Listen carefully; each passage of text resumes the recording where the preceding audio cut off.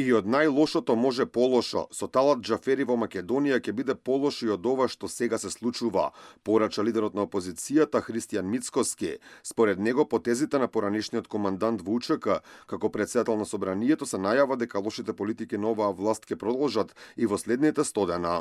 Тој е човекот кој што од самиот свој почеток па до неговиот крај како претседател на парламентот, како председавач во македонскиот парламент, направи многу противуставни и противзаконски потези. Очекувам продолжување на лошите политики, иако можеби некогаш сме биле сите ние едногласни дека од ова полошо нема, тогаш мислам дека тоа е песимистички став, треба да сме оптимисти, сепак очекувам во овие 100 дена дека ќе биде полошо. Мицкоски ги охрабри СДСМ и ДУИ да настапат заеднички на изборите. Според него тоа е природно партнерство со цел осиромашување и крадење на македонските граѓани, во кое нема ништо европско.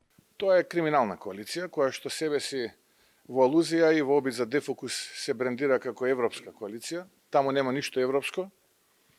Освен тоа што можеби заеднички се договараат како да го осиромашуваат и плячкаат народот и државата.